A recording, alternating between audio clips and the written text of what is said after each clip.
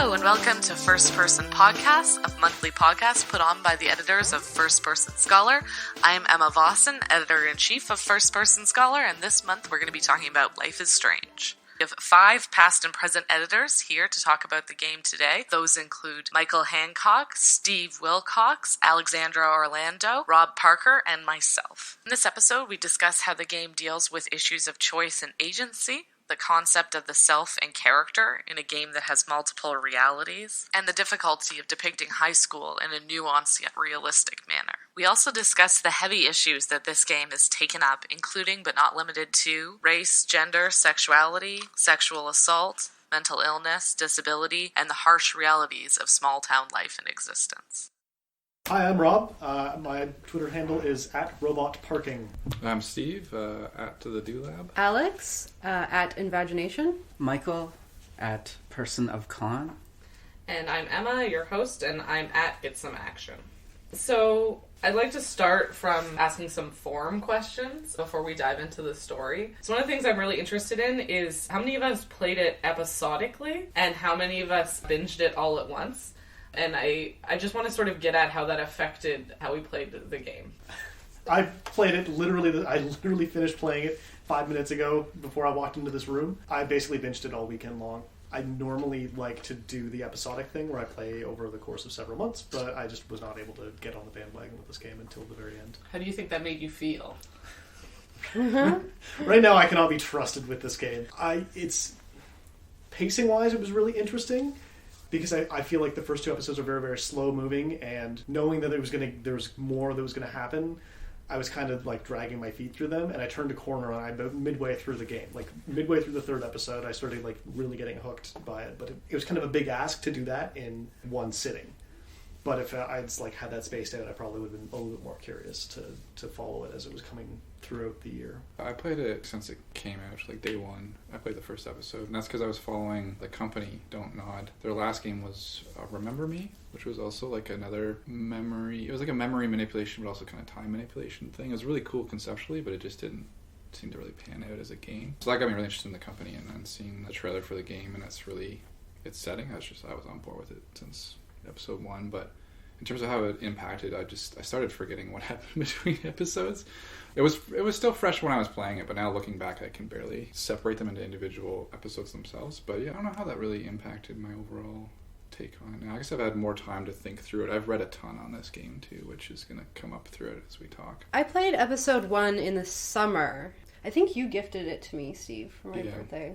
And then when I found out we were doing this podcast, I decided to move my butt and then just buy the rest of it. And then, so that meant I kind of spaced out episode 2 and 3 a week apart.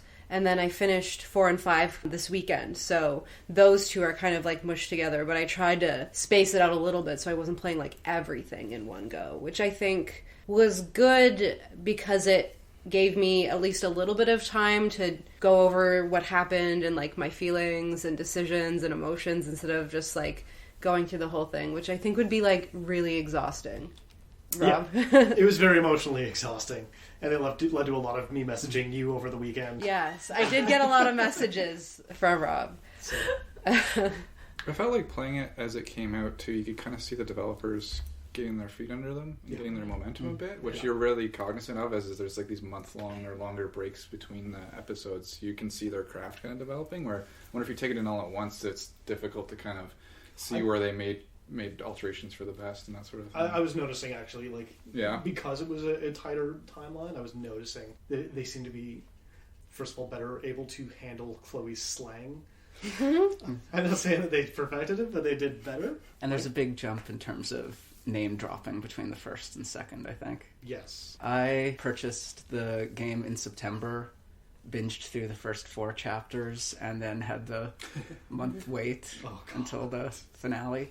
So that really, I managed to get in just in time to get on the what is going to happen and follow that online. The other consequence is that in my head, the first 4 episodes kind of blur together. I appreciate, like, one thing is, like, I know I mentioned that it was kind of hard. There were parts where it was, like, kind of a big ask. Like, it was just, oh, okay, I'm just doing this thing. I don't really know what's going on. I'm just kind of poking around it. I've read nothing about this game. And I really, like I was saying to Alex, like, I really appreciated that pacing. Like, as much as it was kind of weird or a bit wonky, like, so few games really let you kind of almost ask you to take them on their own terms. And I actually kind of liked that it took a while to get to where it needed to go. It wasn't like, oh great, like horrible murder conspiracies, like from the jump. Yeah, I don't know, I feel like I kind of was sort of like the ideal scenario for me, where when I started playing it, every episode but the last was out, but I kind of like regulated myself instead of binging it, which, like, not on purpose, not because I was like, oh, this is supposed to be episodic, but just because I played the first episode and wanted to play more, like wanted to know what happened, but like just like couldn't do it. So I think it's like I did it episodically, but I probably did one a week, which weirdly, now that I'm thinking about it, I was like, yeah, it's pretty good, because it's like, wasn't like Steve was saying where there was so much time between episodes that I forgot what happened, but wasn't like what Rob was saying, whereas because I played 2 episodes in a row, I felt like I was gonna die. So yeah, I think it was good because it was like I got time to just cry about it and have feels and then like come back to it. But I think that if it wasn't for the fact that I was so busy this semester, I probably would have just played it all at once. So my students saved me from doing that, I think, is what happened. Yeah. So for you, it really was like episodic. You got the TV. Yeah, like the TV version of it, which I think is the thing, because I love episodic games. Like, I love the idea of episodic games, but I think a lot of times the wait is too long in between episodes, because I found the same thing with The Walking Dead, where sometimes the lengths that you had to wait between episodes were too long. And so I find myself waiting until it's done to play so that I can control how much time is between, but not because I want to binge it all at once. I don't know, it's kind of weird. No, that makes sense to me. That's what I would do. Yeah. I actually like the timing for the Telltale games for whatever reason. It's just a matter of when they come out, do I have the money on hand to like buy in at that point? And sometimes I don't. Like I didn't when Tales from the Borderlands came out, or I knew I just didn't have that time. But I appreciated, like, okay, there's just a thing I can poke around with every couple weeks. I did love with The Walking Dead when they did the 500 days to bridge the seasons. I thought that was, like, the most genius thing ever.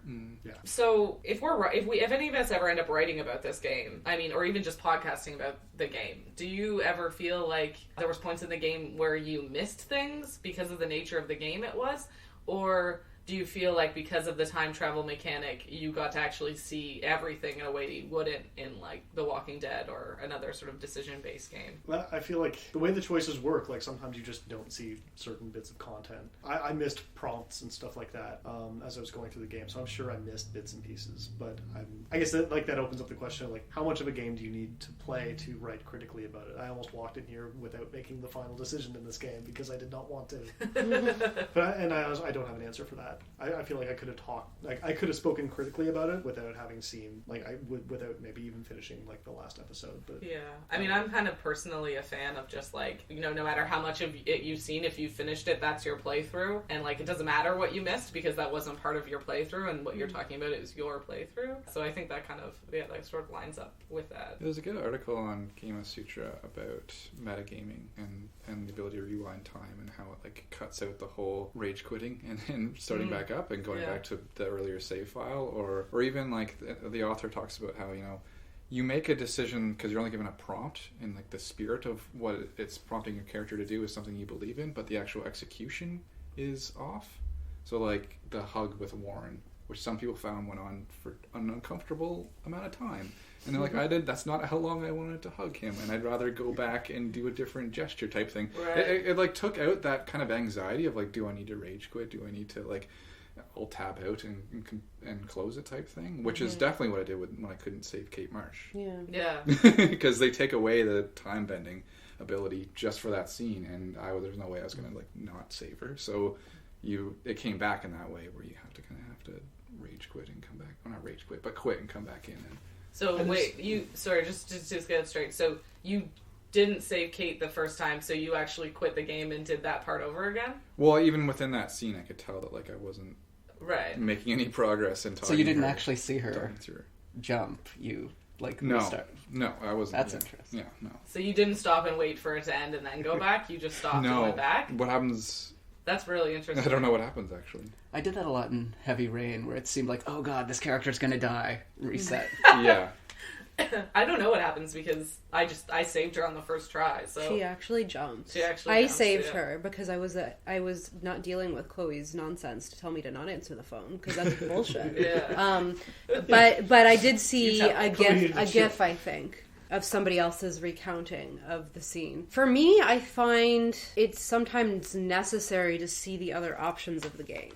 Because, and we'll get to the endings, but I think the ending was one thing where I needed to see the different ways in which they wrapped this up based on kind of your headcanon about what you wanted the motivations to be. And so my playthrough was, lesbian, Max, all for Chloe type deal. But in another playthrough, I might be straight Max, dating Warren or whatever, and being super skeptical of Chloe, kind of at the end where your subconscious tells you, And I think it's important to see that when you're talking about maybe particular things about the game, especially when you're maybe dealing with sexuality of Max, it might be an interesting thing to kind of explore both of those and how it accommodates both of those, but not as a way to say, no, you can't talk about this game at all, because a single playthrough is quite valid. Absolutely. Mm-hmm.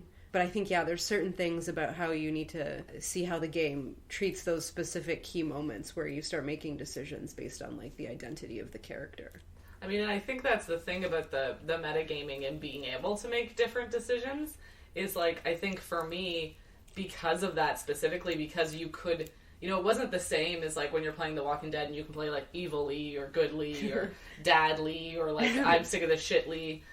It wasn't really the same as that. Because I could see all the different variations of Max that existed across these different timelines, I couldn't not read Max as I couldn't even play Max as a lesbian. I had to play her as bi because I knew the possibility of her liking Warren was there. And I felt like none of the possibilities that were available were things she didn't want to do. They were all variations of things that she sort of wanted to do. And so I feel like that was what really did it for me, is I was while playing the game, and maybe this could largely be my own very subjective personal bias. That's no pun intended. I've done that before. on the podcast. But yeah, it could be my own personal bias, but I just couldn't unread the fact that I was I think she likes both of them, and it was because of the time travel mechanic. That's interesting, because I concluded that Max was bi, but that she really, really wasn't into Warren. Yeah. That was what I just... Yeah, my vibe was Warren, when I was playing, I was trying to infer sort of the interior reality of Max, her inner world by reading her journal. So an event would happen, I'd go and I'd read the journal entry and see how there's a line break so Chloe dares her to kiss her, and she's Chloe dared me to kiss her, and then there's a line break, and there's a huge couple lines, and then she's so then I did, and just trying to figure out where she kind of sat with that. But you start that game, and Warren is this real thirsty dude that has sent her a bunch of text messages, and I'm just this I could see shades of Teen Rob in that guy, and I was man, Teen Rob was real bad when it came to talking to girls, and I was just no, this guy needs to learn, and I wanted to go and grab Warren. I wanted to grab Warren and just be dude, man. So you're doing your own quantum leap scenario here, where... I don't think it's I don't know, it's not that big of a stretch, because I think that Warren is supposed to represent that. Yeah. All I could see is every not shitty guy who liked me in high school, right? I was just I remember you. Yeah. This is such a familiar scenario, right? Yeah. And then also part of that, and I was also looking at how did she respond to things in her environment and the voiceovers and stuff like that. And in the Lost and Found, or the confiscated stuff, there's a beret, and she immediately says, "Oh, some cute hipster dude lost his beret." Yeah, and she's into the skater boys. Exactly. So I was kind of looking for clues, and also just the game kind of seemed to be pushing me towards Chloe. Well, and the inner monologue was really interesting in the game, because you would make a decision and she would second guess herself, maybe I should have done this, and which kind of is a little bit cheap, but at the same time, when you're a teenager, you often question your decisions, right? So it felt kind of natural for that to happen. And then those moments where you could just choose to sit down, which in a Bethesda game is like you just sit there and stare at a wall. in Life is Strange, like she actually has this whole nice little monologue with herself, and it's like okay, and you actually enjoyed them, and you could take in these nicely crafted levels, and it was it was a really good design decision on both fronts to incorporate that inner monologue to do some character building in a way that didn't feel forced or that it was just building up plot or something. There was a lot of depth there. I would have appreciated the hit B to stop hugging Warren. That's what I wanted. But maybe she wanted to hug Warren for that long. Maybe. Right? I give her credit, in that the world was ending, so maybe a quick hug wasn't appropriate. Yeah, the way I was playing it, I was pretty convinced that I was just gonna send Warren to the sea. So I figured, all right, give this guy a thrill before he's watching. So by the way, well, as of the podcast, 68% of people kissed Warren. Yeah, that wasn't even an option for me. It doesn't show up as an option if you're if I'm too. Yeah, I don't want no scrubs. Chloe actually straight up texted him and said, by the way, dude, just fuck off. That's fascinating. Okay, so that actually sort of goes against what I said, right? So that there is a scenario where it just wouldn't be an option, because it's in that case I feel like you truly the max you got, the scenario you got out of that is she wasn't into Warren, whereas because the option there was to kiss him, I was like, well, she must be a little, which is kind of weird. Because I think the other good thing is that for all we can have different interpretations of the levels of how much she's into Warren. I don't feel like you could have the same conversation about Chloe, even for a second. And I think that's one of the things that they do really well is that, I could read it as if Chloe didn't exist, she would date Warren. But because Chloe exists, it's not, you wouldn't even consider it. But, I just don't think you could say the same thing in reverse. If I could jump to something Steve brought up earlier. You mentioned that the mechanics for the game, they're really well suited for the choice thing, the rewind time and so forth. What I like about how everything about the game flows out of that for a shooter game, you generally get this big, macho, burly man because that's what killing people is like. But this is a game about looking at things carefully and thinking about them and making choices. So you get an introverted 18-year-old. Who's into photography. Yeah. I actually really liked taking pictures of things. Little, like squirrels and shit. The squirrels. Yeah. There was a little thing going there. Yeah. Samuel and his squirrels. Yeah, when do we get to talk about that scene? That felt like it didn't go.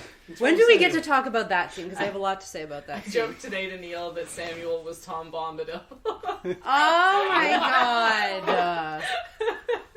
That's a little,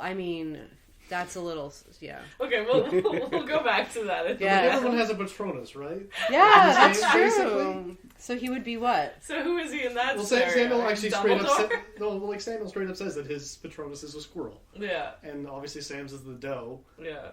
I have to guess that, what's his face? The photography Frank? teacher. Oh no. Mr. Jefferson. He's probably an owl.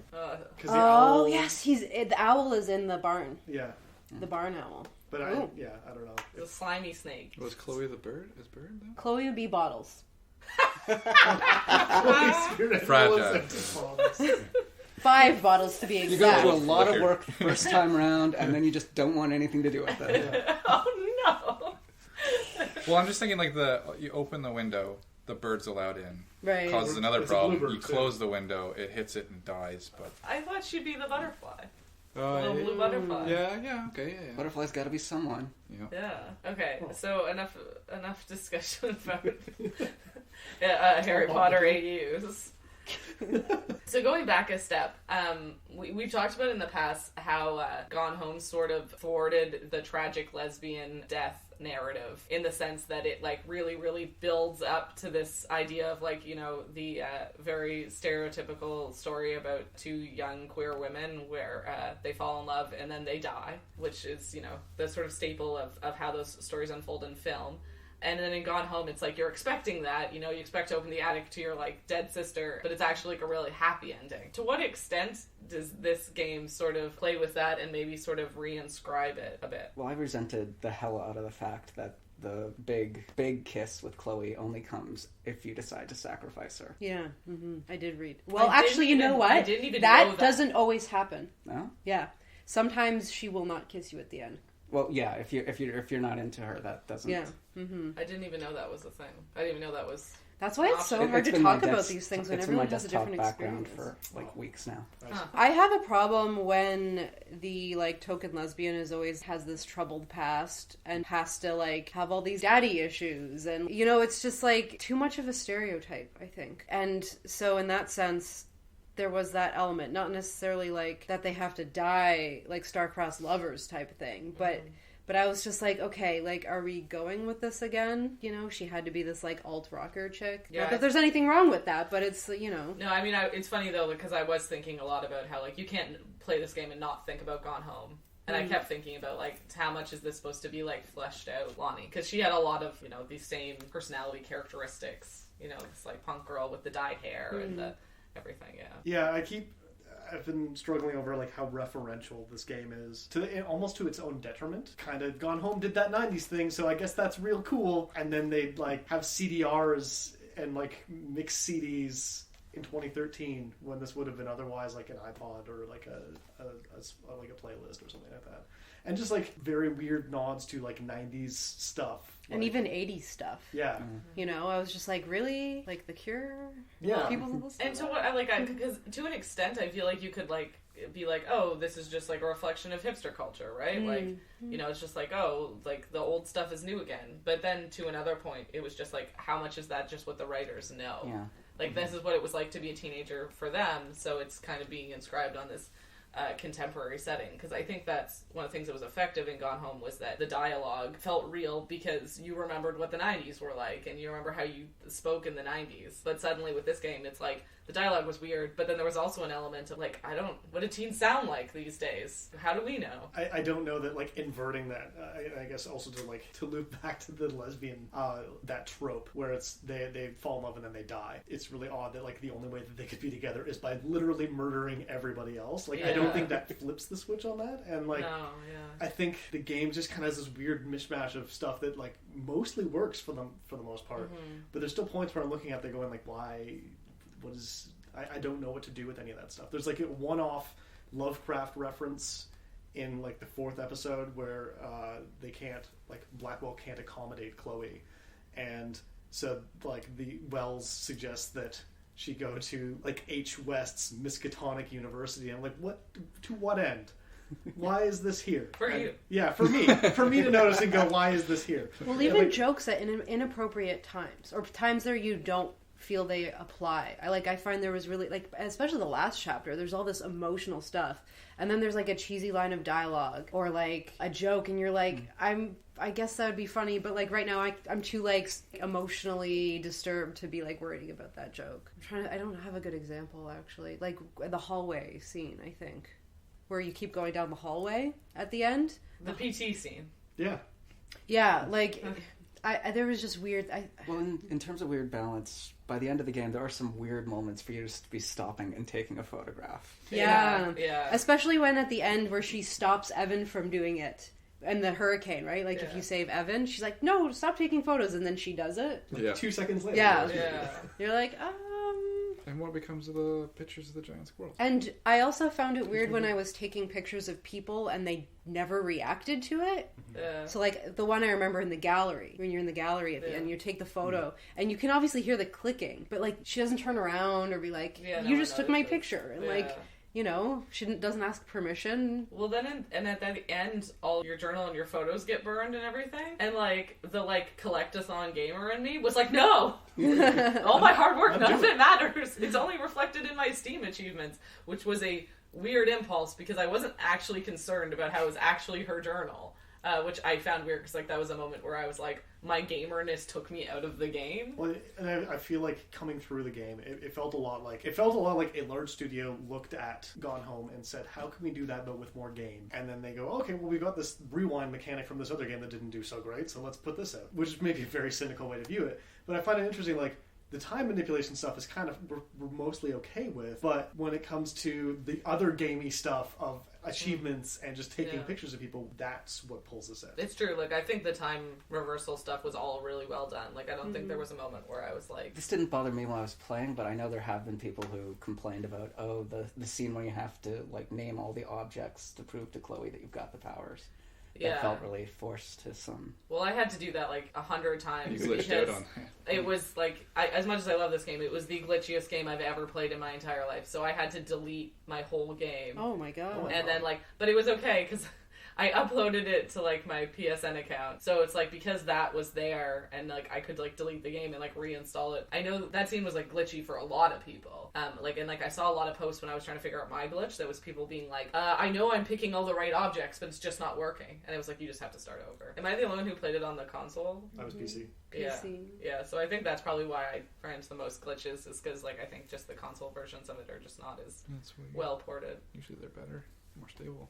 Yeah. But I don't see this as like I understand the continuity between this and Gone Home, but I don't know. I think that as much as you can make those comparisons, at the end of the day, they're really well written characters. I think really well rounded people, and they took something that's really mundane but also really emotionally charged, which is your experience of high school, and just made it something you were interested in exploring. I found I was genuinely interested in getting to know other characters in that world, and I very rarely get that because games often force this kind of cynical "what can you do for me today" type thing, when it was really like, no, I'm genuinely interested, because they had enough depth to them that you knew if you pushed things a little bit, you would find a little bit more, and it would kind of round out that place. And they used the setting just to a great degree to do storytelling, like all the dorm rooms and stuff. It was just like you really could tell so much from somebody just by going into the room, and they were cognizant of that to the degree that they really fleshed that out. And you could see that even in the final scene when you're walking by all those different scenes you've seen in the game, which is kind of like, when I first saw that, I was like, oh, okay, they're running out of time for development, so they just grabbed assets from the earlier games and just created these little things. But if you look closer, there's actually more detail to them. I enjoyed those a lot. Yeah, like they were tableaus, really well. They were really well done. Rob, did you have to run through those? I had to run through those. Yeah. So I'm going to reload that chapter and probably read because I was being very cynical, but once you start looking at them, it's a lot of detail. And it's really cool. You know what I referred to that as? I said it was like the whole end of the game. Is I was like, oh, it was someone took the end of BioShock Infinite, but did it correctly. Yeah, because that's really what it was like. Is it was like I hated the hell out of the end of BioShock Infinite. It made me furious. Like the whole thing, I thought was like I just didn't like it at all. But I was like, oh, here's how you do like a weird multiple universe time traveling ending in a way that's not pretentious and forced and. Yeah. And I liked how not only did that scene kind of refresh my memory from the earlier chapters, but also those, like, when you get the scenes with the photographs burning or, like, appearing, a great way to just show time passing, but at a very short period of time, like real time. Because I'm like, yeah, they could have showed that a bunch of cutscenes and had us just sit through all of that, and I don't think I would have liked that one bit. No, I don't. It'd be too much. That would have driven me nuts. Yeah. I liked that, like, my opinion of a bunch of different characters flip-flopped, like, dramatically throughout the entire game, but not necessarily in complete hard swings of like, that person is evil, okay, that person is good. It was more like, okay, that person is trying to do what they think is right, and like, actually, like, it's very rare that you run into that kind of nuance with those types of characters. Except that there are still some points where it just completely falls flat. Like, I wanted more from Brooke and Daniel. Yes, yeah. Brooke and Daniel. Like, just love them. Like the dude that just quietly draws pictures of people. Like, I wanted to go and hang out with Daniel and be like, all right, man, let's see the rest of your sketchbook. Let's rap. But no, he's just like, I'm gonna draw a picture of you because you're pretty, and I'm gonna put it on Facebook. Yes or no? It's like, I need more. More of that. I need more. And like, all I know about Brooke is she likes Warren. And has a drone. Come on. Yeah, like, come on. It's a drone. And That it's was so weird. kind of snotty. The drone whenever you having talk to girl. her. Like, that's it. She likes you if you pass Warren off to her. I think the thing is that it's like currency. it's really hard to depict high school in a nuanced way because it's been over depicted so much. Yeah. And I think part of that is that a lot of times you get these teenage characters who have to be like depicted in a very black and white way. Like there's good people and there's bad people. And I think that this sort of like fits into the trend of like, you know, like very similar to Pretty Little Liars, where they're like, we're going to demonstrate the way in which that there's no such thing as mean girls. There's just gray areas, and life is complicated and difficult. And yeah, like I think they did that really well to the extent that like, yeah, there's all these characters that you're like, you want to know more about them, even though it's inconsequential to the storyline. It's inconsequential to saving Chloe. It doesn't matter. It's also, I was just going to add back to Brooke and Daniel. It's unfortunate that they are, like, the two visible minorities. Wells, the principal. Yes, I mean, of the students. Yeah. And I'm just like... Then the actual only competent educator at that school is also a person of color. Oh, yeah. The science teacher. Miss Wright? Yeah. Oh, yes, that's right. Yeah, the adults. I mean, as far as the children go. Think of the children. Think of the children. I don't know. And there has been articles that are like, yeah, Life is Strange is still like so white, and they should have did more there. Well, Emma said, yeah, high school is way overrepresented in television and so forth, but way underrepresented in video games. Yeah. And they deserve a lot of credit just for going there. Well, I think that's why we keep referencing back to Gone Home. It's not necessarily that these games are so alike, it's just that we don't have a lot of frame of reference of any sort of video game about teenage girls, right? Like, not once have we referenced Bully. Yeah, I was thinking of Right? Bully just now. Although, I mean, at least you could swing both ways in that game. Yeah, it's true. Too, The game does have a lot in common with Magical Diary. Oh, that's true.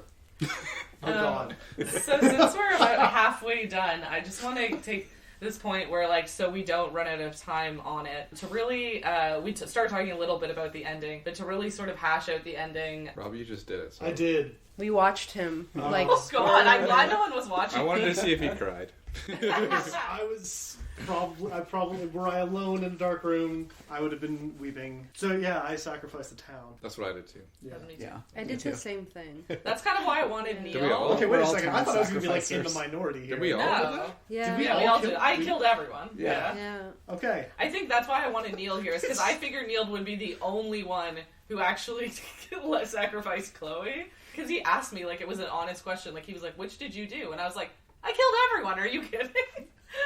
Is this a surprise? I like that we went from like a discussion about how likable all the other characters Yeah. were. Yeah, it didn't matter in the end. I wasn't happy. One No, bit. yeah. Because I think it's dumb, the whole thing. Like, that it all boiled down to that decision. And it kind of makes you feel crap no matter what you do. Yeah. Because the game is like building your relationship with Chloe, but then it's also building your relationship with the town. And I guess if you went through the game and didn't talk to anybody, the decision would be easier. But to just have the game boiled down to that was just like, well, what did you enjoy doing more? Developing your relationship with Chloe or talking to everybody? And to make that decision is just unsatisfying. It does kind of highlight how separate Chloe is from the school for most of the game. Well, and I think part of my hesitation was that I don't think I realized when it said, sacrifice Arcadia Bay, I wasn't thinking everyone dies. Like, I was thinking, what will happen is it'll be like the end of Harry Potter, I'll get there, I'll make the decision, and then afterwards they'll tell me who died and who didn't die. But you don't get any of that, right? You just get in the car and drive away. You drive through it, too. What? Yeah. What? Like, Get out of your car and check on that guy, for God's yeah, sake. exactly. Like, I'm just like, don't just leave everyone. Like, I know I picked that thing, but you didn't give me any options. I really, after I chose, I felt that, and I watched the other ending, and I feel like, someone else pointed out online, that's like the canonical ending, because it's more the one where you sacrifice Chloe. Yeah. Because it's more drawn out, they dedicate more time to telling that outcome, and the other one seems kind of tacked on, but at the same time, I just felt like So there should have been... that was the right ending. Yeah, well, there shouldn't have been By the I wish there numbers. wasn't a choice, so I could just accept that that's what had to happen, rather than taking a choice that just left me ultimately unfulfilled and kind of undercut a bit of the narrative. Well, I think you literally are making the choice, and I think probably a lot of people who played felt this way, between more or less gameplay. And, like, it was hard for me not to think, I mean, I made the decision instantly, but then I had the ending, and I was like, well, what's the other ending? And I was like, the other ending is one where you keep getting to play the game, right? Not for much longer, but for some longer. The ending that we chose is, like, that's it. Mm-hmm. Like, that the game ends at that moment, essentially. There's a cutscene. Well, and like people were saying, the narrative is supposed to reflect how you can't change the past, and adolescence is accepting the past so you move on to the future. And so by giving you that choice, it just seems to undercut that message of the narrative, and it seems tacked on as because you could argue that it's like, well, you've saved Chloe all these times, so, like, clearly she's meant to die. But you could also argue that it's like, I killed all these other people to save Chloe all these times, so I gotta lean right into that now. Like, I just gotta keep going with it, because I've already done it, so... Yeah, that was my justification, that Max, at that point, seemed way too in Chloe. And I think another problem is too, is if you go back, in my mind, I was like, so everything is just going to happen. So essentially, you're also, when you go back, you're like, okay, now Mr. Jefferson's gonna, like, mess everything up. Or is that gonna change? Or is Max gonna, like, have her head explode because she's literally going back in time so much that she's just gonna die? Or, like, there was too many loose ends for me. I went into it thinking for some reason that everything you'd done up to that playthrough would have been the canonical town gets destroyed. So I was like, well, everyone my character directly cares about is going to be okay. So, well, and my a bunch question of is, NPCs too, are going to die. But there's a tornado coming. Why are people standing in a diner? Why aren't they going in a basement at least? If you see 2 moons, start doing this. You know, and like some people had bunkers, so I assume some a bunch people of will whales live. just showed up in your town. Yeah. They're all dead. Everyone's like, Something "Hey, is this is not sure okay." weird." But I That's mean, no the one had a success. basement. Stay the No course. one knew what to do in the case of an emergency. Of like, you know, they're even listening to the news. They should have said, "Why don't you go in a basement?" You know, where like a tornado can't rip up everything. Yeah. I don't know. To me, it's just I don't know. That part was a little messy. I don't know. I can't speak on this ending in any way that is like not incredibly personal. Like I grew up in a small town. I had a friend that was very much like Chloe. I had a friend exactly, who would get me into trouble, and then I kind of went off and did other stuff, and then like we kind of reconnected, and then they died arbitrarily. So like the feeling that this small town that you're in is just going to keep killing that person is very real for me. So for me, I was just like, no, like if we stayed here, if we were at all in this town, it was going to kill her over and over and over again, and it was going to take me with it. Yeah, and I don't think the game really like. I take your point, and I'm also from a small town, but I don't know if they captured the weight of that small town had on you. No, this was me bringing but I think of it should have been emotion. there though, because this is the main character is someone who grew up there, moved to a much bigger area, and then moved back, and there's not. Like, her parents are such a small deal in her life in that game, and then her disconnection from that larger world is also really downplayed. I think it could have been that aspect. Well, it was weird because the school itself is kind of separate from the town, and that a lot of the people in the school aren't from the town.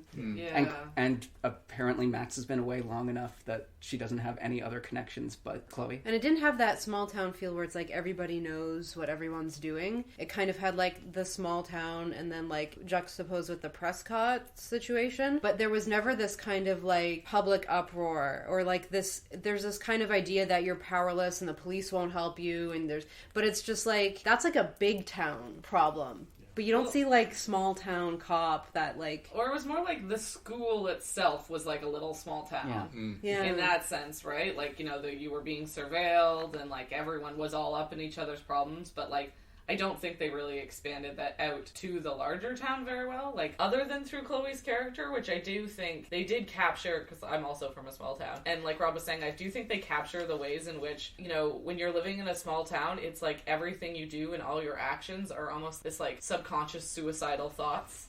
Like, people just do outrageously dangerous things because, like, you have this fear that you'll never escape. It's a fatalistic impulse, Yeah, you have this drive to escape, and, like, your whole... and I think especially for us, people who spend a lot of time in university, right? Like, I studied nonstop because it was just, like, the only method of escaping the town sort of thing. And so I think they got that with her to an extent where, like, you felt like she had that desperation to leave. But I don't feel like they got it with, like, the rest of the town so much. Yeah, like, we used to joke there were 3 things to do in my town: get drunk, get pregnant, or leave. And it's like which one did you do, Rob? I left. Oh, okay. Yeah. I forced myself to learn how to drive because the only way out of town was on the 401. And, yeah, I could appreciate that they were trying to evoke, you know, the sort of Lynchian stuff of, you know, Blue Velvet and Twin Peaks. But like they didn't necessarily do enough to cement it. Like in those stories, I'm not saying it had to follow them perfectly, but what made them effective was you had these banal experiences disrupted by the intrusion of something else. These things are coming from almost outside of the town. In this case, that's Max. But that's not cemented in any particular way. Well, and I think like a lot of what we're circling around now is this idea that like this is a game that deals with suicide and death and rape and disability and, you know, all these like very sort of serious issues in like a very short period of time. So, you know, before we finish, I kind of just want to get at this idea, like how we felt about this, how we felt these depictions stood up in comparison to other games. Yeah, I think the way that they handled the economy of the town, when you talk to the fishermen, if you spent enough time talking to the fishermen, you actually got a good idea of how things were for like a lot of people talking about getting extra jobs and like the crushing debt. Or talking to the drug dealer. Yeah. Like the crushing debt of taking care of someone long term in the American healthcare system and stuff like that. Like I feel like economically they were able to grasp that stuff.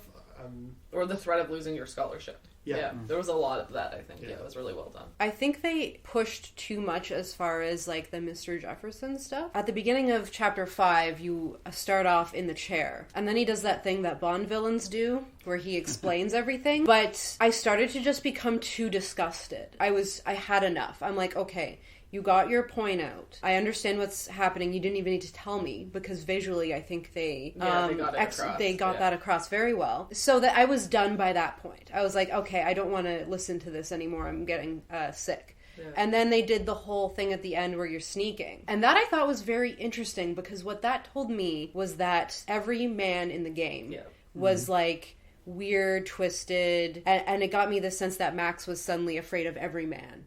Or had this issue with every man. And I had problems with that too. And I did not want to look for the bottles. And so that I actually, because I'm one of those collectors too, right? But I'm like, I know you need to take the photo of the bottles, but I do not want to go back there and be disgusted and grossed out anymore. Well, so I just left. And there's two things there. Like, one is that, like, you have this traumatizing thing happen to you, and then you literally have to, like, relive it and relive it and relive it and relive it, and, like, it's part of the gameplay. You don't have a choice. And the second thing is that I think you're right that, like, every man in the game does become a threat, and they, like, literally follow you around. But I think procedurally, sadly, I think that's, like, one of the best depictions of girlhood I've ever seen. In the sense that, like, when you're a young girl, you live in this world where, like, every man is a potential rapist. Every man is a potential villain. And, like, you're confronted with the realities of that, like, on TV. And, like, in a small town, you just hear about it.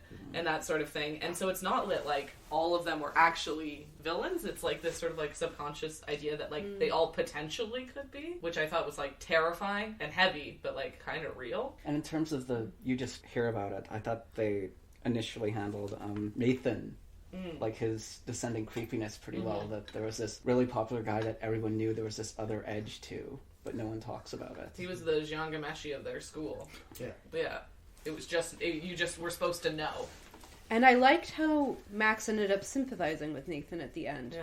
Because I don't think many video games deal with mental health of male characters, and I had this discussion with Sean when we were talking about Until Dawn, where it's not addressed, and there's not a lot of games about that, and I think that's a problem. So even, the game's not about Nathan, but I think that it ends on an appropriate note for that. Well, in the sense that he had real issues, but also was a horrible victim of circumstance and, like, horribly corrupt adults. Yeah.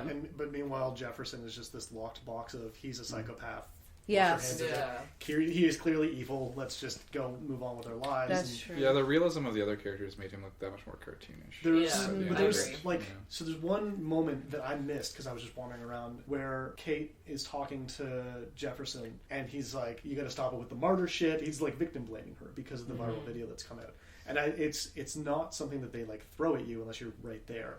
And I just was not paying. I just didn't catch it. And when it came up to the point of who to blame in the principal's office, I was like, well, like, I was trying to hedge my bets. I was trying not to, like, necessarily, like, it was like, well, okay, Jefferson, I can always talk about him, and I'm not sticking my neck out because I already know Nathan's not going to get me anywhere. Yeah. And what's his face? David. I just had a good talk with David where he's like, he doesn't want to fight people. So, like, all right, well, let's throw Jefferson out there. And he, like, the consequences were, like, really dramatic to the point where I rewound and then threw Nathan out. And I was like, oh, they're actually going to respond to this now. Oh, really? Because I think that's the lowest percentage. Yeah, I think Jefferson. But like, if I had heard that ambient dialogue between him and Kate where he's victim blaming the shit out of her and he's, like, being a real asshole about it, I probably would have, like, stuck with that decision because if you miss that, he just seems, up until that point, he's, like, the best adult around. Yeah. The interesting, like, fallout of that is that Jefferson is like, well, you did what you had to do to your face, but there's a conversation he has with Victoria at one point where he's like, oh, that girl. So I did not see him coming as the guy. I actually, like, gasped when his head popped in. I was like, what? Wait. Hold on a second. No, the moment he showed up at that pool party, I was like, this because guy. I said, well, there's alcohol in the back, and why isn't he saying anything about that? Yeah. That was my hint. No, I was like, well, that's weird. Although, to me, I read why is he at that like, party? That was one of the most realistic part of the small town thing. Yeah, I was just saying. Is that, like, all adults are complicit in all these teenagers getting drunk all the time. No, it was just the way he was so creepy, like, fixated on, and now we're going to give this girl a reward. Yeah, that got kind of weird. I do think it's a good point that, they were, like, obviously obviously setting up the stepdad as the villain, and then he turns out to be like just the overzealous detective, I guess. He again was like a gray area. Like he became a gray character, like Nathan became a gray character. But I think that is what like didn't work about Mr. Jefferson at all. Is like there was just like nothing gray about his character. Like he was just like like you said, just like treated as just pure evil. But there's like some recurring motifs in that they talk about him. All of his lectures are about shadows, like light and darkness. Yeah. And all of his photography is mostly like the stuff that's being displayed is honestly, all black and white. That's as far as they needed to go with his evil rant. Just replay the first scene of him talking. Yeah, once I saw that, I was like, oh. And interestingly enough, all three of those characters have hints of some sort of mental illness. Like we were kind of playing around with whether or not David had some PTSD, and we weren't. It wasn't very clear. I don't think. No, but I think it was implied a little. Yeah, if he did have PTSD, or if that was the implication, I would have appreciated if they had like consulted with mental health care givers and stuff like that, and done more research. And Although Steve, you did research on the disability criticism of this game, right? Yeah, I read up on it. There was like a big hot take. That was kind of just like as soon as you see Chloe in the wheelchair, and then at the end of this episode, it was just kind of like this hot take of like, oh, you shouldn't use disability to just make your point. And the game did that. So there was foreshadowing. Chloe parks in the disabled parking spot. Yeah. Chloe suggests stealing the money for persons with disabilities that's been raised by the school. And there's a lot of like foreshadowing, which is exactly what you don't want to do, because it just emphasizes that in a way she kind of deserved that. It's like disability as punishment. Yeah, exactly. Yeah, absolutely. Absolutely. And then it becomes a reflection of her moral character, which is like despicable from any other kind of perspective. But at the same time, like she was, when you actually talk to her and she's in the wheelchair, she's like, I'm just the same person, so I wanted to shoot the shit with you. Don't make it weird. Like she's very like down to earth in a way that doesn't like play into that trope. So there's some like mixed messages going on in there. And then they have like Nathan, like as you mentioned, Alex, these very like, he gets kind of like a redemption, not only narratively, but he also gets like a redemption in Max's eyes, because she has like an inner monologue, I think, where she reflects on how he's kind of a victim of it all. And it was kind of a nice way to hear it filtered through her as well. And I think that I still give them credit though for taking on so many weighty topics and not completely letting it blow up in their face. Like there's a lot of, especially in Canada too, cyberbullying with like Rehtaeh Parsons and Amanda Todd cases in the past couple of years. That's really weighty stuff. And like if you followed that, then and there's a lot of similarities there, and it's really, there's no easy answers there really. And they walked, basically, if you're a teenager playing this game, they kind of walked you through the heaviness of that, right? And I don't think you can come through the game and not reflect on that, at least, and not, if you are thinking of it or you've done it before, not reflecting on that. And that deserves reflection, but without being like super didactic. Yeah. Like, at no point really did it feel like a Degrassi like Saturday morning special. And it gives players like involvement, sort of. They're not just sitting back and watching. And while I would say that like a 4-option dialogue wheel maybe isn't the most intuitive, but at least they can see like, oh hey, if you do this, like, or if you promote bullying or something like that, this real stuff can happen, or like this is the process in which this could happen. Well, it gives you an idea of the bystander approach instead of just being a bullied sort of spectrum. And like few games have played with guilt as much as this game did. Like if you drop paint on Victoria Chase, you may end up feeling quite guilty about that decision, or like the other decisions that you make. They make you feel guilty, especially the last one, right? Like there's no way to not feel guilty. But yeah, no, I think it's like they deal with a lot of heavy topics, and there's obviously things that could be done better. But I don't feel like they bombed anything, which just shocked me. I just playing games, like how often, I mean, I feel like half of what we talk about is when we're playing games and like they try to take up some heavy issue and it's just bombed. Like they just, well, that's what, like, I kind of got worked up, and I always really tried to get people to play this game because the critical reception on it was really divisive, and people found like it kind of split critics pretty quickly. It's balanced out a bit more now, but like there's like a good quote from the Polygon. They did a review of the final episode, and she says, I always come back to how much I love this game. And 6.5 is what the score they gave that episode.